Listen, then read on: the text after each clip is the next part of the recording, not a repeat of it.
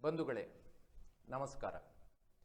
ಇವತ್ತು ಇಡೀ ಜಗತ್ತಿನಾದ್ಯಂತ ವಿಶ್ವ ಜಾನಪದ ದಿನಾಚರಣೆಯನ್ನು ಆಚರಿಸಲಾಗ್ತಾ ಇದೆ. ಆ ಪ್ರಯುಕ್ತ ನಮ್ಮ ಬೆಂಗಳೂರಿನ ಕರ್ನಾಟಕ ಜಾನಪದ ಪರಿಷತ್ನವರು ಅವರ ದಕ್ಷಿಣ ಕನ್ನಡ ಜಿಲ್ಲಾ ಘಟಕದ ಮೂಲಕ ಈ ಒಂದು ಸಂಭ್ರಮಾಚರಣೆಗೆ ತೊಡಗಿದ್ದಾರೆ. ಈ ಸಂದರ್ಭದಲ್ಲಿ ಇಡೀ ವಿಶ್ವದ ಜನತೆಗೆ, ವಿಶೇಷವಾಗಿ ನಮ್ಮೆಲ್ಲ ನೋಡುಗರಿಗೆ, ಅವರಿಗೆ ಈ ವಿಶ್ವ ಜಾನಪದ ದಿನಾಚರಣೆಯ ಹಾರ್ದಿಕ ಶುಭಾಶಯಗಳನ್ನು ಹಾರೈಸ್ತೇನೆ ಮತ್ತು ಜಾನಪದ ಪರಿಷತ್ತಿಗೆ ಅಭಿನಂದನೆಗಳನ್ನು ಸೂಚಿಸ್ತೇನೆ. ಅದರ ಜೊತೆಗೆ ನಮ್ಮ ಈ ತುಳುನಾಡು ವಾರ್ತೆ ಸಂಸ್ಥೆ ಒಂದು ರೀತಿಯಲ್ಲಿ ದೃಶ್ಯ ಮಾಧ್ಯಮಕ್ಕೆ ಪಾದಾರ್ಪಣೆ ಮಾಡತಕ್ಕಂಥ ಕಾರ್ಯಕ್ರಮವಾಗಿ ಕೂಡ ಈ ಕಾರ್ಯಕ್ರಮವನ್ನು ಜನರಿಗೆ ನೀಡ್ತಾ ಇದೆ. ಅವರಿಗೂ ಕೂಡ ಮುಂದೆ ಸುದೀರ್ಘ ಕಾಲದಲ್ಲಿ ಶುಭವಾಗಲಿ ಅಂತ ಹಾರೈಸಿ ನನ್ನ ಮಾತುಗಳನ್ನು ಪ್ರಾರಂಭಿಸ್ತಾ ಇದ್ದೇನೆ. ಬಂಧುಗಳೇ, ಇವತ್ತು ವಿಶ್ವ ಜಾನಪದ ದಿನ. ಈ ಸಂದರ್ಭದಲ್ಲಿ ಬೆಂಗಳೂರಿನ ಕರ್ನಾಟಕ ಜಾನಪದ ಪರಿಷತ್ನವರು ಈ ಸಂಭ್ರಮವನ್ನು ಆಚರಿಸುವುದಕ್ಕಾಗಿ ಸಡಗರದಲ್ಲಿದ್ದಾರೆ. ಅವರಿಗೆ ನನ್ನ ಶುಭಾಶಯಗಳನ್ನು ಸಲ್ಲಿಸ್ತೇನೆ. ಜೊತೆಗೆ ಈ ಒಂದು ಕಾರ್ಯಕ್ರಮದ ಮೂಲಕ ತುಳುನಾಡು ವಾರ್ತೆ ಎನ್ನುವ ಈ ಸಂಸ್ಥೆ ದೃಶ್ಯ ಮಾಧ್ಯಮಕ್ಕೆ ತನ್ನ ಹೆಜ್ಜೆ ನೀಡ್ತಾ ಇದೆ. ಅವರಿಗೂ ಶುಭವಾಗಲಿ ಅಂತ ಹಾರೈಸ್ತೇನೆ. ಬಂಧುಗಳೇ, ಇವತ್ತು ಜಗತ್ತಿನಾದ್ಯಂತ ಜಾನಪದ ದಿನವಾಗಿ ಆಚರಿಸ್ತಕ್ಕಂತಹ ಸಂದರ್ಭದಲ್ಲಿ ನಾವು ಯೋಚನೆ ಮಾಡಬೇಕಾದಂಥ ತುಂಬ ಸಂಗತಿಗಳು ನಮ್ಮ ಜೊತೆಯಲ್ಲಿದ್ದಾವೆ. ಮೂಲಭೂತವಾಗಿ 1846ರಲ್ಲಿ ಒಬ್ಬ ಬ್ರಿಟಿಷ್ ವಿದ್ವಾಂಸ ವಿಲಿಯಂ ಜಾನ್ ಥಾಮ್ಸ್ ಅಂತಕ್ಕಂಥವನು ಫೋಕ್ಲೋರ್ ಅನ್ನುವಂಥ ಒಂದು ಶಬ್ದವನ್ನು ಜಾನಪದಕ್ಕೆ ಬಳಕೆ ಮಾಡಿದ್ದ ನೆನಪಿಗೋಸ್ಕರ ಈ ಆಗಸ್ಟ್ 22 ವಿಶ್ವ ಜಾನಪದ ದಿನವನ್ನಾಗಿ ಆಚರಿಸಲಾಗ್ತಾ ಇದೆ. ಈ ದಿನಾಚರಣೆ ಸಂದರ್ಭದಲ್ಲಿ ನಾವೊಂದ್ಸಲ ಇಡೀ ಜಗತ್ತಿನ ಜಾನಪದ ಜಗತ್ತನ್ನು ನೆನಪು ಮಾಡಿಕೊಳ್ಬೇಕು. ಯಾಕೆ ಅಂದರೆ ಜಾನಪದ ಎನ್ನುವುದು ಒಬ್ಬ ವ್ಯಕ್ತಿ ಅಲ್ಲ, ಒಂದು ಬಹಳ ದೊಡ್ಡ ಜನಸಮುದಾಯ. ಯಾರು ಈ ಜಗತ್ತಿನ ಎಲ್ಲ ಕಲೆ, ಸಾಹಿತ್ಯ, ಸಂಸ್ಕೃತಿಗಳ ಬೆಳವಣಿಗೆಗೆ ಒಂದು ಒಳ್ಳೆಯ ಅಸ್ಥಿಭಾರವನ್ನು ಹಾಕಿದ್ರೋ ಅಂಥವರನ್ನೆಲ್ಲ ನೆನಪು ಮಾಡಿಕೊಳ್ತಕ್ಕಂಥ ದಿನ ಈ ಜನಪದ ದಿನಾಚರಣೆಯ ದಿನ ಅಂತ ನಾನಂತೂ ಭಾವಿಸಿಕೊಳ್ತೇನೆ. ಮುಖ್ಯವಾಗಿ ನಾವು ಒಂದು ಮರವನ್ನು ನೋಡ್ತೇವೆ. ಮರ ಎಷ್ಟು ಎತ್ತರವಾಗಿ ಬೆಳೆದಿದೆ ಅಂತ ನಮ್ಮ ಕಣ್ಣಿಗೆ ಕಾಣ್ತದೆ. ಆದರೆ ಭೂಮಿಯ ಒಳಗೆ ಇಳಿದಿರ್ತಕ್ಕಂಥ ಬೇರುಗಳು ಎಷ್ಟು ಆಳಕ್ಕಿಳಿದಿದ್ದಾವೆ ಅಂತ ನಮ್ಗೆ ಕಾಣೋದಿಲ್ಲ. ಆದರೆ ಮರದ ಉನ್ನತಿಗೆ ಆ ಬೇರುಗಳೇ ಕಾರಣ ಎನ್ನುವುದನ್ನು ಯೋಚನೆ ಮಾಡಿದರೆ ಆ ಬೇರುಗಳ ಮಹತ್ವ ಏನು ಅನ್ನೋದು ನಮ್ಗೆ ಅರ್ಥ ಆಗ್ತದೆ. ಒಂದು ತಿಳುವಳಿಕೆಯ ಪ್ರಕಾರ ಮೇಲ್ಗಡೆ ಮರ ಎಷ್ಟು ವಿಶಾಲವಾಗಿದೆಯೋ ಅಷ್ಟೇ ವಿಶಾಲವಾಗಿ ಬೇರುಗಳು ಒಳಗಡೆ ಹರಡಿಕೊಂಡಿರ್ತವೆ ಅಂತ ಹೇಳ್ತಾರೆ.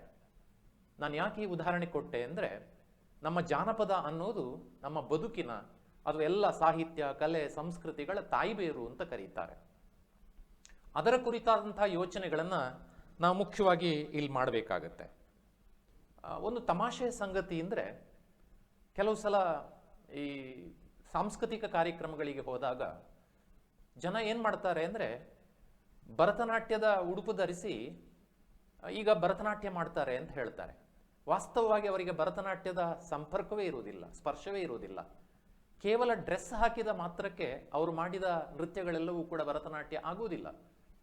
ಹಾಗೆಯೇ ಯಾವುದೋ ಒಂದು ದಾಟಿಯನ್ನು ಕೇಳಿದಾಗ ಇದು ಜನಪದ ಹಾಡು ಅಂತಲೋ, ಅಥವಾ ಇನ್ನೊಂದು ಯಾವುದೋ ಶಿಶುನಾಳ ಶರೀಫ್ ಸಾಹೇಬ್ರ ಒಂದು ಪದ್ಯವನ್ನು ಕೇಳಿದಾಗಲೂ ಇದು ಜನಪದ ಅಂತಲೋ ಕೆಲವು ಸಲ ತಪ್ಪಾಗಿ ಅರ್ಥ ಮಾಡ್ಕೊಳ್ತಕ್ಕಂಥದ್ದಿದೆ. ಹಾಗಾಗಿ ಜನಪದ ಅಂದರೆ ಏನು, ಅಥವಾ ಜಾನಪದ ಅಂದರೆ ಏನು ಅಂತ ಹೇಳಿದರೆ, ಒಂದು ಏನು ತಜ್ಞರಲ್ಲದ ಅಥವಾ ಬಹಳ ಓದು ಬರಹ ತಿಳಿದಿರ್ತಕ್ಕಂತಹ ತಿಳುವಳಿಕೆ ಇಲ್ಲದೇ ಇರತಕ್ಕಂಥ ಆ ಒಂದು ಜನಸಮುದಾಯ ಸೃಷ್ಟಿ ಮಾಡಿದಂತಹ ಕೆಲವು ಒಳ್ಳೆಯ ಸಂಗತಿಗಳೇನಿದ್ದಾವೆ, ಇದು ಜಾನಪದ ಸಂಸ್ಕೃತಿ ಅಂತ ನಾವು ಕರೀತೇವೆ. ಉದಾಹರಣೆಗೆ ಕನ್ನಡದ ವಿಷಯಕ್ಕೆ ಬಂದಾಗಲೇ ಕವಿರಾಜ ಮಾರ್ಗಕಾರ ಒಂದು ಒಳ್ಳೆಯ ಮಾತನ್ನು ಹೇಳ್ತಾನೆ, ಕುರಿತೋದದೆಯುಂ ಕಾವ್ಯ ಪ್ರಯೋಗ ಪರಿಣತ ಮತಿಗಳ್ ಅಂತ. ಅಂದರೆ ಈ ಜನಪದರು ಸಾಹಿತ್ಯವನ್ನು ಬರೆದ್ರು, ಆದರೆ ಅವರು ವ್ಯಾಕರಣ, ಅಲಂಕಾರ, ಛಂದಸ್ಸು ಇತ್ಯಾದಿಗಳ ಬಗ್ಗೆ ಏನೂ ತಿಳಿಯದೇ ಇರತಕ್ಕಂಥವ್ರು. ಅಂಥವರು ಕೂಡ ತ್ರಿಪದಿಗಳನ್ನು ಅತ್ಯಂತ ಸುಂದರವಾಗಿ ಕಟ್ಟಿಕೊಟ್ಟರು. ಅನೇಕರ ಬದುಕಿಗೆ ಒಳ್ಳೆಯ ಸಂದೇಶಗಳನ್ನು, ಒಳ್ಳೆಯ ಸ್ಫೂರ್ತಿಯನ್ನು ಆ ಜನಪದ ತ್ರಿಪದಿಗಳು ನಮಗೆ ಕೊಟ್ಟದ್ದನ್ನು ಕಾಣ್ತೇವೆ. ಆದರೆ ಇದನ್ನ ರಚನೆ ಮಾಡಿದವರಾಗ್ಲಿ ಅಥವಾ ಜಾನಪದ ಸಂಸ್ಕೃತಿಯನ್ನು ಸೃಷ್ಟಿ ಮಾಡಿದವರು ಯಾವತ್ತೂ ತಮ್ಮ ಹೆಸರುಗಳನ್ನು ಹೇಳ್ಕೊಳ್ಳಿಲ್ಲ. ಹಾಗಾಗಿ ಎಲ್ಲಿ ಯಾರು ಇದನ್ನ ಮಾಡಿದ್ದು ಅಂತ ನಮಗೆ ಗೊತ್ತಿಲ್ವೋ, ಆದರೆ ಒಂದು ಸುಂದರವಾದ ಕೊಡುಗೆ ಈ ಜಗತ್ತಿನ ಒಳಿತಿಗೋಸ್ಕರ ಕೊಡಲ್ಪಟ್ಟಿದೆಯೋ ಅದನ್ನು ನಾವು ಜಾನಪದ ಸಂಸ್ಕೃತಿ ಅಂತ ಕರೀತೇವೆ. ಅಂತಹ ಶ್ರೀಮಂತವಾದ ಜಾನಪದ ಸಂಸ್ಕೃತಿ ಇಡೀ ಜಗತ್ತಿನಲ್ಲಿ ಇವತ್ತು ವಿಸ್ತರಿಸಿಕೊಂಡಿದೆ. ನಮ್ಮ ಭಾರತವಂತೂ ಇದರಲ್ಲಿ ತುಂಬ ಶ್ರೀಮಂತವಾಗಿದೆ. ನಾವು ಜಾನಪದ ಸಂಸ್ಕೃತಿಯ ಬೇರುಗಳನ್ನು ಅವಲೋಕನ ಮಾಡಿದರೆ ಇಲ್ಲಿ ಹಾಡಿದೆ, ಇಲ್ಲಿ ಕಥೆಗಳಿವೆ, ಇಲ್ಲಿ ನಾಟಕಗಳಿವೆ, ಇಲ್ಲಿ ಕರಕುಶಲ ಕಲೆಗಳಿವೆ, ಕುಣಿತಗಳಿವೆ. ಹೀಗೆ ಅನೇಕ ಜಾನಪದ ಜಗತ್ತು ನಮ್ಮ ಮುಂದೆ ತೆರೆಕೊಳ್ತದೆ. ಭಾರತದ ದೃಷ್ಟಿಯಿಂದ ಯೋಚನೆ ಮಾಡಿದಾಗ ಬಹುಶಃ ಇಡೀ ಜಗತ್ತಿಗೆ ಜಾನಪದ ಕ್ಷೇತ್ರದಲ್ಲಿ ಭಾರತದಷ್ಟು ಕೊಡುಗೆಯನ್ನು ಬೇರೆ ಯಾವ ದೇಶವೂ ಕೊಡ್ಲಿಲ್ವೇನೋ ಅಂತ ನಮ್ಗೆ ಅನ್ನಿಸ್ತದೆ. ಇದಕ್ಕೆ ಒಂದೇ ಕಾರಣ ಏನು ಅಂದರೆ ನಮ್ಮಲ್ಲಿರುವಂತಹ ವೈವಿಧ್ಯತೆ. ನಮ್ಮಲ್ಲಿ ಅನೇಕ ಧರ್ಮಗಳು, ಅನೇಕ ಜಾತಿಗಳು ಮತ್ತು ಜನ ಆಡ್ತಕ್ಕಂತಹ ಅನೇಕ ಭಾಷೆಗಳು, ಅವರದ್ದೇ ಆದಂತಹ ವಿಭಿನ್ನವಾದಂಥ ಸಂಸ್ಕೃತಿಗಳು. ಇದರ ಹಿನ್ನೆಲೆಯಲ್ಲಿ ಭಿನ್ನ ಭಿನ್ನವಾಗಿರ್ತಕ್ಕಂಥ ಸಂಸ್ಕೃತಿಗೆ ಸೇರಿದ ಜನ ಅಥವಾ ಸಂಸ್ಕೃತಿಯ ಜನ ತಮ್ಮದೇ ಆದಂತಹ ಕೊಡುಗೆಗಳನ್ನು ಈ ಜಾನಪದ ಕ್ಷೇತ್ರಕ್ಕೆ ಕೊಡ್ತಾ ಬಂದದ್ದನ್ನು ನಾವು ಕಾಣ್ತೇವೆ. ನೇರವಾಗಿ ಕರ್ನಾಟಕದ ಉದಾಹರಣೆಯನ್ನು ನಾವು ತೆಗೆದುಕೊಂಡ್ರೆ ಇವತ್ತು ಕರ್ನಾಟಕದಲ್ಲಿ ಕನ್ನಡ, ತುಳು ಅಥವಾ ಬೇರೆ ಭಾಷೆಗಳಿಗೆ ಸೇರಿರ್ತಕ್ಕಂತಹ ಅನೇಕ ಜನಪದ ಹಾಡುಗಳು ತುಂಬ ಶ್ರೀಮಂತವಾಗಿ ನಮಗೆ ಸಿಗ್ತವೆ. ಅಂದರೆ ಬರ್ದದ್ದು ಯಾರು ಅಂತ ಗೊತ್ತಾಗದೇ ಇದ್ದ ಮಾತ್ರಕ್ಕೆ ಅದೆಲ್ಲ ಜನಪದ ಅಂತ ಸೇರಿಸ್ಲಿಕ್ಕೆ ಆಗೋದಿಲ್ಲ. ಆದರೆ ಬಹಳ ಹಿಂದಿನಿಂದ ಬಂದಿರುವಂತಹ, ಈಗ ನಮ್ಮ ತುಳುನಾಡನ್ನೇ ಗಮನಿಸಿದ್ರೆ ನಮ್ಮಲ್ಲಿರುವಂತಹ ಪಾರ್ದನಗಳು, ನಮ್ಮಲ್ಲಿರತಕ್ಕಂತಹ ಸಂಧಿಗಳು ಅಥವಾ ನಮ್ಮಲ್ಲಿರ್ತಕ್ಕಂತಹ ಜಾನಪದ ಕಥೆಗಳು, ಶೋಭಾನೆಗಳು, ಇವುಗಳೆಲ್ಲವೂ ಕೂಡ ಜಾನಪದ ಸಂಸ್ಕೃತಿಯಿಂದ ಮೂಡಿ ಬಂದಿರತಕ್ಕಂತಹ ಅನೇಕ ಕವಲುಗಳು ಎನ್ನುವುದನ್ನು ನಾವು ಗಮನಿಸ್ತೇವೆ. ಅದರ ಜೊತೆಯಲ್ಲಿ ನಮ್ಮಲ್ಲಿ ಕರ್ನಾಟಕದಲ್ಲಿ ಅದು ಡೊಳ್ಳು ಕುಣಿತ ಇರಬಹುದು, ವೀರಗಾಸೆ ಇರಬಹುದು, ಅಥವಾ ತುಳುನಾಡಿಗೆ ಬಂದಾಗ ಕಂಗೀಲು ಇರಬಹುದು, ಅಥವಾ ಬೇರೆ ಬೇರೆ ತಿಂಗಳುಗಳಲ್ಲಿ ಬರತಕ್ಕಂಥ ಆಟಿಕಳಂಜ ಅಥವಾ ಸೋಣ ತಿಂಗಳಲ್ಲಿ ಬರತಕ್ಕಂತಹ ಇನ್ನೊಂದು ವೇಷಗಾರಿಕೆ ಇತ್ಯಾದಿಗಳೆಲ್ಲವೂ ಕೂಡ ಜಾನಪದ ಹಿನ್ನೆಲೆಯಿಂದ ಬಂದಿರತಕ್ಕಂಥದ್ದನ್ನು ನೆನಪು ಮಾಡಿಕೊಂಡಾಗ ಅದರ ಹಿಂದೆ ಎಷ್ಟು ವಿಶಾಲವಾದಂತಹ ಜಗತ್ತಿದೆ, ನಮ್ಮ ಹಿರಿಯರು ಕೊಟ್ಟಿರ್ತಕ್ಕಂಥ ಕೊಡುಗೆ ಎಷ್ಟು ದೊಡ್ಡದಿದೆ ಅನ್ನೋದು ಅರ್ಥ ಆಗ್ತದೆ. ಯಾಕೆ ಇದನ್ನು ನೆನಪು ಮಾಡ್ಕೊಳ್ಳೋದು ಅಂದರೆ ಇವತ್ತು ಒಂದು ಟಿವಿ ಕಂಡು ಹಿಡಿದಿರ್ತಕ್ಕಂಥವನು ಯಾರು ಎನ್ನುವುದನ್ನು ನಾವು ಜಗತ್ತಿಗೆಲ್ಲ ಹೇಳಿದ್ದೇವೆ, ಅಥವಾ ಇನ್ನೊಂದು ವಸ್ತುವನ್ನು ಕಂಡು ಹುಡುಕಿದ್ದು ಯಾರು ಎನ್ನುವುದನ್ನು ನಾವು ಎಲ್ಲ ಕಡೆಯಲ್ಲಿ ಪ್ರಚಾರ ಮಾಡಿದ್ದೇವೆ. ಆದರೆ ಅದಕ್ಕಿಂತ ಶ್ರೀಮಂತವಾದಂತಹ ಬದುಕಿಗೆ ಕೊಟ್ಟಿರ್ತಕ್ಕಂತಹ ಯಾವ ಜನಪದರ ಹೆಸರುಗಳು ನಮಗೆ ಕಾಣುವುದಿಲ್ಲ. ನಮ್ಮ ಹಿಂದೂ ಪರಂಪರೆಯಲ್ಲಿ ಒಂದು ಕ್ರಮ ಇದೆ. ಎಲ್ಲ ಪೂಜೆ ಆದಮೇಲೆ ಕೃಷ್ಣಾರ್ಪಣ ಅಂತ ಹೇಳ್ತಾರೆ. ಅಂದರೆ ಅರ್ಥ ಏನು ಅಂದರೆ ಇಷ್ಟೆಲ್ಲ ಪೂಜೆ ಮಾಡಿದ ಮೇಲೂ ಕೂಡ ಇದು ನಂದು ಅಂತಕ್ಕಂಥ ಅಹಂಕಾರ ನನಗೆ ಬರಬಾರ್ದು, ಎಲ್ಲವೂ ನಿಮ್ಮದೇ ಅಂತಕ್ಕಂಥ ಭಾವನೆಯಿಂದ ಕೃಷ್ಣಾರ್ಪಣ ಮಾಡ್ತೇವೆ. ಅದೇ ರೀತಿಯಲ್ಲಿ ಜಾನಪದರು ಒಳ್ಳೆಯ ಹಾಡುಗಳನ್ನು ಕೊಟ್ಟರು, ಒಳ್ಳೆಯ ಕರಕುಶಲ ಕಲೆಗಳನ್ನು ಕೊಟ್ಟರು, ಅಥವಾ ಒಳ್ಳೆಯ ಕುಣಿತಗಳನ್ನು ಕೊಟ್ಟರು, ಒಳ್ಳೆಯ ಬೇರೆ ವಿಚಾರಗಳನ್ನು ಕೊಟ್ಟರು, ಆದರೆ ಎಂದೂ ಕೂಡ ತಮ್ಮ ಹೆಸರು ಹೇಳಿಕೊಳ್ಳಿಲ್ಲ. ಅಂದರೆ ಇದರ ಹಿಂದೆ ಇರತಕ್ಕಂಥವರ ಜನಪದರ ಹೃದಯ ಶ್ರೀಮಂತಿಕೆಯನ್ನು ನಾವು ಸದಾ ಸ್ಮರಿಸಬೇಕಾದಂಥ ಸಂಗತಿ. ಅದರ ಜೊತೆಯಲ್ಲಿ ನೀವು ಹಾಡುಗಳನ್ನು ಗಮನಿಸಿದರೆ ಆ ಹಾಡುಗಳಲ್ಲಿ ಆಗ್ಬೋದು ಅಥವಾ ಬೇರೆ ಸಂಗತಿಗಳಲ್ಲಿ ಆಗ್ಬೋದು ಅವರ ಪ್ರಾಮಾಣಿಕತೆ ನಮಗೆ ಎದ್ದು ಕಾಣ್ತದೆ, ಅವರ ಸರಳ ಸಂಸ್ಕೃತಿ ನಮಗೆ ಎದ್ದು ಕಾಣ್ತದೆ, ಅವರ ಒಂದು ನಿರಾಡಂಬರತೆ ನಮಗೆ ಎದ್ದು ಕಾಣ್ತದೆ. ಅವರಲ್ಲಿ ಅಹಂಕಾರ ಇಲ್ಲದೆ ಇರತಕ್ಕಂಥ ಮನೋಭಾವ ನಮಗೆ ಎಲ್ಲ ಜಾನಪದ ಸಂಸ್ಕೃತಿಯಲ್ಲಿ ಕಾಣುವುದಕ್ಕೆ ಸಾಧ್ಯ ಆಗ್ತದೆ. ಅಂಥ ಸಂಸ್ಕೃತಿಯ ಹಿನ್ನೆಲೆಯಲ್ಲಿ ನಾವು ನಮ್ಮ ತುಳುನಾಡನ್ನು ಸ್ವಲ್ಪ ಅವಲೋಕನ ಮಾಡಿದರೆ ಈ ತುಳುನಾಡಿನಲ್ಲಿ ನಮ್ಮಲ್ಲಿ ನಾಗಾರಾಧನೆ ಅಂತಕ್ಕಂಥದ್ದಿದೆ. ಇವತ್ತು ಎಷ್ಟೋ ಸಲ ನಾವು ನಾಗಾರಾಧನೆಯ ಪ್ರಾರಂಭ ಎಲ್ಲಿಂದ ಆಯಿತು ಅಂತ ಕೇಳುವಾಗ ಅವರಿಂದ ಪ್ರಾರಂಭ ಆಯಿತು, ಇವರಿಂದ ಪ್ರಾರಂಭ ಆಯಿತು ಅಂತ ಹೇಳಬಹುದು. ಆದರೆ ಪ್ರಕೃತಿಯನ್ನು ಪೂಜಿಸ್ತಕ್ಕಂಥ ಪ್ರವೃತ್ತಿಯನ್ನು ನಮ್ಮ ಹಿರಿಯರು ಯಾವತ್ತೋ ಬಹಳ ಹಿಂದೆ ಪ್ರಾರಂಭ ಮಾಡಿದ್ದನ್ನು ನಾವು ನೆನಪು ಮಾಡಿಕೊಳ್ಬಹುದು. ಹಾಗಾಗಿ ಪ್ರಕೃತಿ ಪೂಜೆ ಅನ್ನೋದು ಜಾನಪದದ ಬಹಳ ದೊಡ್ಡ ಕೊಡುಗೆ ಮತ್ತು ಅದೊಂದು ನೈತಿಕ ಪಾಠಶಾಲೆಯಾಗಿ ನಮಗೆ ವರದಾನವಾಗಿದೆ ಅನ್ನೋದನ್ನು ನಾವು ನೆನಪು ಮಾಡಿಕೊಳ್ಳುತ್ತೇವೆ. ಆಮೇಲೆ ನಮ್ಮಲ್ಲಿರ್ತಕ್ಕಂಥ ದೈವ ಆರಾಧನೆಗಳು, ಎಷ್ಟೋ ದೈವಗಳನ್ನು ಭೂತಗಳ ಹೆಸರಿನಲ್ಲಿ ಆರಾಧನೆ ಮಾಡತಕ್ಕಂಥದ್ದನ್ನು ನೋಡಿದಾಗ ಇದು ಜಾನಪದದ ಬಹಳ ದೊಡ್ಡ ಕೊಡುಗೆ ಅನ್ನೋದನ್ನು ಕೂಡ ನಾವು ಗಮನಿಸಬೇಕಾಗ್ತದೆ. ಆ ದೈವಾರಾಧನೆಗಳ ಹಿಂದೆ ಇರತಕ್ಕಂತಹ ಒಂದು ನೈತಿಕ ಪ್ರಜ್ಞೆ ಇರಬಹುದು, ಅಥವಾ ನಾವೆಲ್ಲ ಚೆನ್ನಾಗಿ ಜೀವನ ಮಾಡಬೇಕು, ಇಲ್ಲದಿದ್ದರೆ ಪ್ರಶ್ನಿಸುವವನೊಬ್ಬನಿದ್ದಾನೆ ಅಂತಕ್ಕಂಥ ಎಚ್ಚರವನ್ನು ಪ್ರತಿ ಜನಾಂಗದಲ್ಲೂ ಮೂಡಿಸುವಂತಹ ಒಂದು ಪ್ರಯತ್ನ ಏನಿದೆ, ಇದು ತುಂಬ ಶ್ಲಾಘನೀಯ ಅಂತಕ್ಕಂಥದ್ದು ನಮ್ಮ ಮನಸ್ಸಿಗೆ ಬರ್ತದೆ. ಹಾಗೆ ನಮ್ಮ ಯಕ್ಷಗಾನದ ವಿಚಾರಕ್ಕೆ ಬಂದಾಗ, ಯಕ್ಷಗಾನ ಪರಂಪರೆ ಕೂಡ ಒಂದು ಜಾನಪದ ಮೂಲದಿಂದ ಬಂದಿರತಕ್ಕಂಥ ಸಂಸ್ಕೃತಿ ಅನ್ನೋದನ್ನು ನಾವು ಕಲಿತೇವೆ. ಒಂದು ರೀತಿಯಿಂದ ನೋಡಿದರೆ ಯಕ್ಷಗಾನ ಕೊಟ್ಟಿರ್ತಕ್ಕಂಥ ಕೊಡುಗೆ ಬಹಳ ದೊಡ್ಡದು. ಇಡೀ ನಾಡಿಗೆ ಅಥವಾ ದೇಶಕ್ಕೆ, ವಿಶ್ವಕ್ಕೆ ಕೊಟ್ಟಿರ್ತಕ್ಕಂಥ ಕೊಡುಗೆ ಬಹಳ ದೊಡ್ಡದು ಎನ್ನುವುದನ್ನು ನಾವು ಗಮನಿಸ್ತೇವೆ. ಅದೇ ರೀತಿಯಲ್ಲಿ ಇನ್ನಷ್ಟು ನಮ್ಮಲ್ಲಿ ಬೇರೆ ಬೇರೆ ರೀತಿಯ ಜಾನಪದ ಕ್ರೀಡೆಗಳನ್ನು ನಾವು ಕಾಣಬಹುದು. ಬಹುಶಃ ಇವತ್ತು ಆಧುನಿಕ ಜಗತ್ತಿನ ಅನೇಕ ಕ್ರೀಡೆಗಳು ನಮ್ಮ ಜಾನಪದ ಜಗತ್ತನ್ನು ಸ್ವಲ್ಪ ಮಟ್ಟಿಗೆ ತಲ್ಲಣಗೊಳಿಸಿವೆ ಅಥವಾ ಮರೆ ಮಾಡಿವೆ. ಆದರೂ ಕೂಡ ಹಿಂದಿನ ಹಳ್ಳಿಗಳಲ್ಲಿ ಮಕ್ಕಳೆಲ್ಲ ಸೇರಿಕೊಂಡು ಆಡ್ತಾ ಇದ್ದಂಥ ಅಥವಾ ದೊಡ್ಡವರು ಸೇರಿ ಆಡ್ಕೊಳ್ತಾ ಇದ್ದಂತಹ ಅನೇಕ ಕ್ರೀಡೆಗಳನ್ನು ನಾವು ನೆನಪು ಮಾಡಿಕೊಳ್ತೇವೆ. ಕಂಬಳವನ್ನ ಜಾನಪದ ಕ್ರೀಡೆ ಅಂತ ನಾವು ಹೇಳ್ತೇವೆ.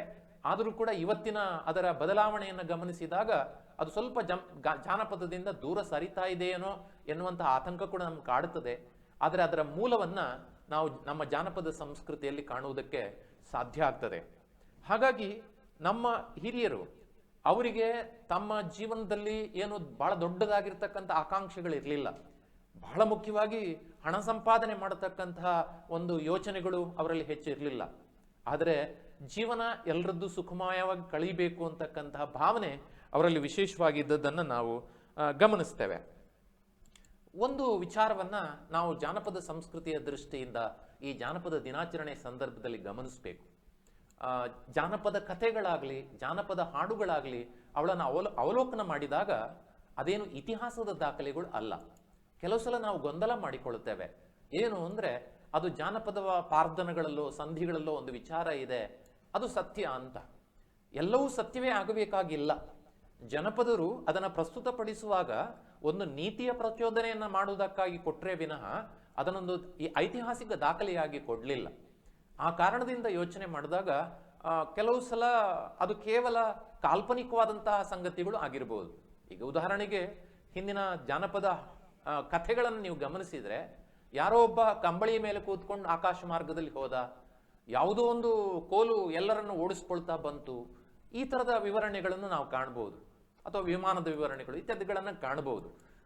ಅದು ಎಲ್ಲವೂ ಕೂಡ ಒಂದು ಅತಿಶಯವಾಗಿ ಎದುರುಗಡೆಯವರಿಗೆ ಮನೋರಂಜಕವಾಗಬೇಕು, ಅವರಿಗೊಂದು ರೀತಿಯ ಕುತೂಹಲವನ್ನು ಮೂಡಿಸಬೇಕು ಅನ್ನೋ ದೃಷ್ಟಿಯಿಂದ ಹೇಳಿರ್ತಕ್ಕಂಥ ಸಂಗತಿಗಳು. ಬಹುಶಃ ತುಳುನಾಡಿನ ಒಂದು ವಿಚಾರವನ್ನು ನಾನಿಲ್ಲಿ ಪ್ರಸ್ತಾಪ ಮಾಡುತ್ತೇನೆ. ಕಾರ್ಕಳದ ಗೊಮ್ಮಟೇಶ್ವರನನ್ನ ಕೆತ್ತಿದಂತಹ ಶಿಲ್ಪಿ ವೇಣೂರಿನ ಗೊಮ್ಮಟ ಶಿಲ್ಪವನ್ನು ಕೆತ್ತಿದ ಅಂತ ನಮ್ಮ ಸಂಧಿಗಳಲ್ಲಿ ಹೇಳಲ್ಪಟ್ಟಿದೆ ಅಂತ. ಅಲ್ಲಿ ಸೂಕ್ಷ್ಮವಾದಂಥ ಸಂಗತಿ ಏನು ಅಂದರೆ, ಕಾರ್ಕಳದ ಅರಸು ವೇಣೂರಿನಲ್ಲಿ ಬಿಂಬವನ್ನು ಕೆತ್ತಿಸಿದಂಥ ಶಿಲ್ಪಿಯ ಕೈಯನ್ನು ಕಡಿಸಿದ ಅಂತ. ಇದನ್ನ ಎಷ್ಟೋ ಜನ ಸತ್ಯ ಅಂತ ನಿರೂಪಿಸ್ತಕ್ಕಂಥ ಪ್ರಯತ್ನವನ್ನು ಮಾಡುವುದಿದೆ. ಆದರೆ ವಾಸ್ತವ ಏನು ಅಂದರೆ, ಎರಡು ಗೊಮ್ಮಟೇಶ್ವರ ಬಿಂಬಗಳ ಕೆತ್ತನೆಯ ಹಿಂದೆ 175 ವರ್ಷಗಳ ಅಂತರ ಇರುವಾಗ ಒಬ್ಬನೇ ವ್ಯಕ್ತಿ ಎರಡನ್ನ ಕೆತ್ತುವುದಕ್ಕೆ ಹೇಗೆ ಸಾಧ್ಯ ಅನ್ನೋ ಪ್ರಶ್ನೆ ಬರುತ್ತದೆ. ನಾನಿಲ್ಲಿ ಉದಾಹರಣೆ ಕೊಟ್ಟದ್ದಿಷ್ಟೇ. ಜನಪದರು ತಮ್ಮ ವಿಚಾರಗಳನ್ನು ಅಥವಾ ತಾವು ಹೇಳುವಂಥ ಒಳ್ಳೆಯ ಸಂಗತಿಗಳನ್ನು ವೈಭವೀಕರಿಸುವುದರ ಮೂಲಕ ಜನರಿಗೆ ಮುಟ್ಟಿಸುವುದಕ್ಕಾಗಿ ಈ ಥರದ ಕೆಲಸ ಮಾಡಿದಾಗ ಅದನ್ನು ಅರ್ಥ ಮಾಡಿಕೊಳ್ಳತಕ್ಕಂತಹ ಒಂದು ಪ್ರಜ್ಞೆ ಕೂಡ ನಮಗೆ ಇರಬೇಕು ಅನ್ನೋದನ್ನು ಮುಖ್ಯವಾಗಿ ಈ ಸಂದರ್ಭದಲ್ಲಿ ಹೇಳಲಿಕ್ಕೆ ಇಷ್ಟಪಡುತ್ತೇನೆ. ಒಂದು ವಿಚಿತ್ರವಾದ ಸಂಗತಿ ಏನು ಅಂದರೆ, ಇವತ್ತು ಅನೇಕ ಸಿನಿಮಾಗಳಲ್ಲಿ ಜನಪದ ಹಾಡುಗಳನ್ನು ಅಥವಾ ಜಾನಪದ ಕಥೆಗಳನ್ನು ಉಪಯೋಗ ಮಾಡ್ಕೊಳ್ತಕ್ಕಂಥದ್ದು ನಾವು ಕಾಣುತ್ತೇವೆ. ತೊಡಕಿನ ವಿಷಯ ಏನು ಅಂದರೆ, ಜಾನಪದ ಸಂಸ್ಕೃತಿಗೆ, ಜಾನಪದ ಸಾಹಿತ್ಯಕ್ಕೆ ಕಾಪಿ ರೈಟ್ಸ್ ಇಲ್ಲ. ಯಾರು ಬೇಕಾದರೂ ಬಳಸ್ಕೊಳ್ಬೋದು ಅಂತಕ್ಕಂಥ ಒಂದು ಭಾವನೆ ಬಂದಾಗ, ಅವುಗಳು ತಪ್ಪಾಗಿ ಬಳಸಲ್ಪಟ್ಟಾಗ ಬಹುಶಃ ಮುಂದಿನ ಜನಾಂಗಕ್ಕೆ ಅದು ತಪ್ಪು ಸಂದೇಶಗಳನ್ನು ಕೊಡಬಹುದೇನೋ ಅಂತಲೂ ಒಂದು ಆತಂಕ ಇದ್ದೇ ಇದೆ. ಹಾಗಾಗಿ ನಾವು ಜಾನಪದ ಸಂಸ್ಕೃತಿಗೆ ಅಥವಾ ಜಾನಪದಕ್ಕೆ ಸಂಬಂಧಪಟ್ಟ ಯಾವುದೇ ಆಕರಗಳಿಗೆ ಕಾಪಿರೈಟ್ಸ್ ಇಲ್ಲ ಅಂತಕ್ಕಂಥ ಕಾರಣಕ್ಕಾಗಿ ಅದನ್ನು ನಮಗೆ ಬೇಕಾದ ಹಾಗೆ ಬಳಸ್ಕೊಳ್ಬೋದು ಅಂತಕ್ಕಂಥ ಯೋಚನೆ ಮಾಡೋದು ತಪ್ಪಾಗ್ತದೆ.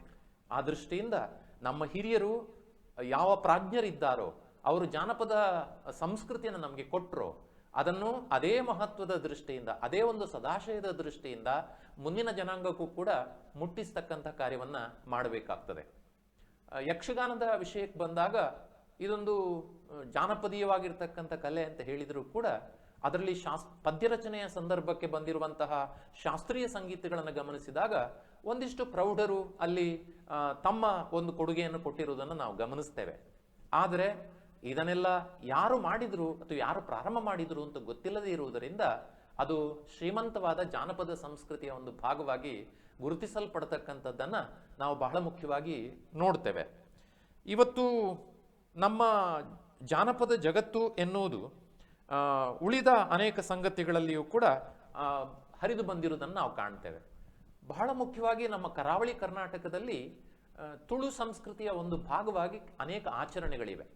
ಉದಾಹರಣೆಗೆ ಕೆಡ್ಡಸ ಅಂತಕ್ಕಂಥ ಒಂದು ಹಬ್ಬವನ್ನು ಆಚರಿಸ್ತಾರೆ. ಆಗ ಭೂಮಿಗೆ ಎಣ್ಣೆಯನ್ನು ಹಾಕಿ ಆ ಭೂಮಿ ತಾಯಿಯನ್ನು ಗೌರವಿಸ್ತಕ್ಕಂತಹ ಒಂದು ಪರಂಪರೆ ಏನಿದೆ, ಯಾರು ಪ್ರಾರಂಭ ಮಾಡಿದ್ರು ಅಂತ ಗೊತ್ತಿಲ್ಲ. ಆದರೆ ಆ ಪ್ರಾರಂಭ ಮಾಡಿದಂತಹ ಜನಪದರು ನಮ್ಮ ಸುತ್ತ ಇರತಕ್ಕಂತಹ ಪ್ರಕೃತಿಯನ್ನು ಗೌರವಿಸಿ ಅದನ್ನು ಉಳಿಸಿ ಬೆಳೆಸ್ಕೊಂಡು ಹೋಗ್ತಕ್ಕಂತಹ ಹೊಣೆಗಾರಿಕೆ ನಮಗಿದೆ. ಅದಕ್ಕೆ ಅಪಚಾರ ಮಾಡಬಾರ್ದು ಅಂತಕ್ಕಂಥ ಸಂದೇಶ ಏನಿದೆ, ಇದು ಬಹಳ ಮುಖ್ಯವಾಗಿ ನಮಗೆ ಸಂದೇಶವನ್ನು ಕೊಡುತ್ತದೆ. ಪ್ರಾಯಶಃ ಇಡೀ ಜಗತ್ತಿನ ಜಾನಪದ ಸಂಸ್ಕೃತಿಯ ಬಗ್ಗೆ ನಾವು ಯೋಚನೆ ಮಾಡಿದರೆ ಎಲ್ಲೆಲ್ಲ ಪ್ರಾಚೀನವಾದಂತಹ ನಾಗರಿಕತೆಗಳು ಪ್ರಾರಂಭವಾದವೋ ಅಲ್ಲಿ ಮಾತ್ರ ನಾವು ಹೆಚ್ಚಾಗಿ ಈ ಜಾನಪದ ಸಂಸ್ಕೃತಿಯನ್ನು ಗುರುತಿಸುವುದಕ್ಕೆ ಸಾಧ್ಯ ಅಂತ ನಾನು ಅಂದ್ಕೊಳ್ತೇನೆ. ಯಾಕೆ ಅಂದರೆ ಈಗ ಅಮೇರಿಕಾವನ್ನೇ ನಾವು ತೆಗೆದುಕೊಂಡ್ರೆ ಇಂಗ್ಲೆಂಡಿನ ಜನ ಕೊಲಂಬಸ್ನ ಮೂಲಕ ಹೋಗಿ ಅಮೇರಿಕಾದಲ್ಲಿ ತಮ್ಮ ಒಂದು ಜೀವನ ಪದ್ಧತಿಯನ್ನು ಪ್ರಾರಂಭ ಮಾಡಿದರು. ಹಾಗೆ ಹೋದಂತಹ ಜನ ಈ ಇಂಗ್ಲೆಂಡ್ನಲ್ಲಿ ಇರ್ತಕ್ಕಂತಹ ಪ್ರಾಚೀನವಾದಂತಹ ಸಂಸ್ಕೃತಿಯನ್ನು ತಗೊಂಡು ಹೋದ್ರ ಗೊತ್ತಿಲ್ಲ ನಮಗೆ. ಹಾಗಾಗಿ ಅಥವಾ ನಾವು ನಮ್ಮಲ್ಲೇ ಹೇಳಿಕೊಳ್ಳುವುದಾದ್ರೆ ಈ ತುಳುನಾಡಿನಲ್ಲಿ ಅಥವಾ ಅನೇಕ ಜನರಲ್ಲಿ ನಮ್ಮ ಹಿರಿಯರಿಗೆ ಬಡಿಸುವ ಒಂದು ಪರಂಪರೆ ಇದೆ, ಒಂದು ಸಂಸ್ಕೃತಿ ಇದೆ. ಹಿರಿಯರನ್ನು ನೆನಪು ಮಾಡಿಕೊಳ್ಬೇಕು ಅನ್ನೋ ಸಂಸ್ಕೃತಿ. ಅದು ಪ್ರಾಚೀನವಾದಂಥ ಗುತ್ತಿನ ಮನೆಗಳಲ್ಲಿ ನಡೀಬಹುದೇ ವಿನಃ ಇವತ್ತು ಯಾರೋ ಒಬ್ಬ ಪಟ್ಟಣದಲ್ಲಿ ಹೋಗಿ ಬೆಂಗಳೂರಿನಲ್ಲಿ ಹೊಸ ಮನೆ ಕಟ್ಟಿಕೊಂಡಿದ್ದಾನೆ, ಅವನಲ್ಲಿ ಇದನ್ನು ಮಾಡ್ಲಿಕ್ಕೆ ಸಾಧ್ಯವೋ ಅಂತ ಹೇಳಿದ್ರೆ ಮಾಡಿದರೆ ಅದು ನಗೆಪಾಟಲಿಗೆ ಈಡಾದೀತು.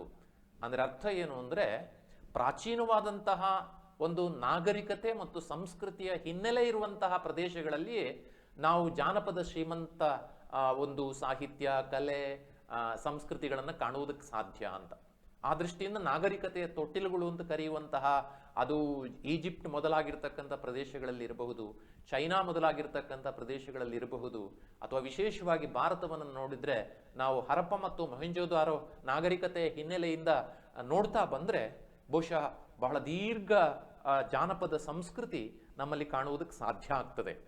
ಹಾಗಾಗಿ ಹೆಚ್ಚು ತಿಳುವಳಿಕೆ ಇಲ್ಲದ ಜನ ಅಂದರೆ ಅವರು ಬುದ್ಧಿವಂತರು ಅಲ್ಲ ಅಂತ ಅರ್ಥ ಅಲ್ಲ, ಆದರೆ ಹೆಚ್ಚು ತಿಳುವಳಿಕೆ ಇಲ್ಲದೆ ಇರತಕ್ಕಂಥ ಜನ ಉಳಿದವರ ಒಂದು ಬದುಕನ್ನು ಒಳ್ಳೆದು ಮಾಡುವುದಕ್ಕೆ ಅಥವಾ ತಮ್ಮ ಜೀವನದಲ್ಲಿ ಒಂದು ಮಾನಸಿಕವಾದಂತಹ ಶಾಂತಿಯನ್ನು ಪಡೆಯುವುದಕ್ಕೆ ಅವರು ಅನೇಕ ಕೆಲಸಗಳನ್ನು ಮಾಡಿದರು. ಉದಾಹರಣೆಗೆ ಮಡಿಕೆ ಮಾಡ್ತಕ್ಕಂಥದ್ದು ಅಥವಾ ಬೇರೆ ಕರಕುಶಲ ಕಲೆಗಳನ್ನು, ಗೊಂಬೆಗಳನ್ನು ಮಾಡತಕ್ಕಂಥದ್ದು, ಈ ಥರದ ಅನೇಕ ಕಲೆಗಳು, ಕುಣಿತಗಳು ಅಥವಾ ಆಚಾರ ವಿಚಾರಗಳು ಎಲ್ಲವೂ ಕೂಡ ಜಾನಪದದ ಹಿನ್ನೆಲೆಯಲ್ಲಿ ಮೂಡಿ ಬಂದು ಇವತ್ತು ನಮ್ಮ ಜೀವನದಲ್ಲಿ ಹಾಸು ಹೊಕ್ಕಾಗಿದೆ. ಆದರೆ ಇವತ್ತು ಆಧುನಿಕತೆ ಎನ್ನುವ ಒಂದು ಭರಾಟೆಯಲ್ಲಿ ನಾವು ಎಷ್ಟೋ ಸಲ ಅದೇನೋ ತಿಳಿದೇ ಇರತಕ್ಕಂಥ ಜನ, ನಮ್ಮ ಹಿರಿಯರು ಪ್ರಾರಂಭ ಮಾಡಿರ್ತಕ್ಕಂತಹ ಸಂಸ್ಕೃತಿ ಅದು ಮೂಢನಂಬಿಕೆಗಳ ಹಿನ್ನೆಲೆಯಿಂದ ಬಂದಿದೆ ಹಾಗೆ ಹೀಗೆ ಅಂತ ಹೇಳಿಕೊಂಡು ತಿರಸ್ಕಾರ ಮಾಡಿದರೆ ನಮ್ಮ ಹಿರಿಯರು ನಮಗೆ ಕೊಟ್ಟಿರ್ತಕ್ಕಂಥ ಒಂದು ದೊಡ್ಡ ಆಸ್ತಿಯನ್ನು ನಾವು ಕಳ್ಕೊಂಡ ಹಾಗೆ ಆಗ್ತದೆ. ಹಾಗಾಗಿ ಇತ್ತೀಚೆಗೆ ಓದಿದ ಒಂದು ವಾಕ್ಯವನ್ನು ನೆನಪು ಮಾಡಿಕೊಳ್ತೇನೆ ನಾವು. ನಮಗೆ ಬಂಗಾರದ ಪೆನ್ನು ಪಿತ್ರಾರ್ಜಿತವಾಗಿ ಸಿಗಬಹುದು, ನಮಗೆ ಬಂಗಾರದ ಪೆನ್ನು ಪಿತ್ರಾರ್ಜಿತವಾಗಿ ಸಿಗಬಹುದು, ಆದರೆ ಅದರಲ್ಲಿ ಏನು ಬರೆಯಬೇಕು ಎಂಬುದನ್ನು ನಾವೇ ನಿರ್ಧರಿಸಬೇಕು ಅಂತ. ಹಾಗಾಗಿ ನಮ್ಮ ಹಿರಿಯರು ಇಡೀ ಜಗತ್ತಿನಲ್ಲಿ ಶ್ರೀಮಂತವಾದಂತಹ ಒಂದು ಜಾನಪದ ಸಂಸ್ಕೃತಿಯನ್ನ ಬೇರೆ ಬೇರೆ ರೂಪದಲ್ಲಿ ಉಳಿಸಿಟ್ಟಿದ್ದಾರೆ. ಆದರೆ ಅದನ್ನು ಇವತ್ತು ನಾವು ಕೂಡ ಉಳಿಸಿಕೊಂಡು ಅದರ ಮಹತ್ವವನ್ನು ಅರ್ಥ ಮಾಡಿಕೊಂಡು ಮುಂದೆ ಬರ್ತಕ್ಕಂಥ ಜನಾಂಗಕ್ಕೂ ಕೂಡ ಮುಟ್ಟಿಸ್ತಕ್ಕಂಥ ಕೆಲಸವನ್ನು ನಾವು ಮಾಡೋಣ. ಅದು ನಿಜವಾಗಿ ವಿಶ್ವ ಜಾನಪದ ದಿನಾಚರಣೆಯ ಅರ್ಥಪೂರ್ಣವಾದಂತಹ ಒಂದು ಆಚರಣೆ ಆಗ್ತದೆ ಅಂತ ಭಾವಿಸಿಕೊಳ್ತೇನೆ. ಅದಕ್ಕಾಗಿ ನಾವೆಲ್ಲ ಮನಸ್ಸು ಮಾಡೋಣ, ಹಿರಿಯರನ್ನ ಗೌರವಿಸೋಣ, ಆ ಹಿರಿಯರ ಸಂಸ್ಕೃತಿಯನ್ನ, ಜಾನಪದವನ್ನ ಗೌರವದಿಂದ ಕಾಣೋಣ ಅಂತ ಹೇಳ್ತಾ ನನ್ನ ಮಾತುಗಳನ್ನು ಮುಗಿಸ್ತೇನೆ. ಎಲ್ರಿಗೂ ನಮಸ್ಕಾರ.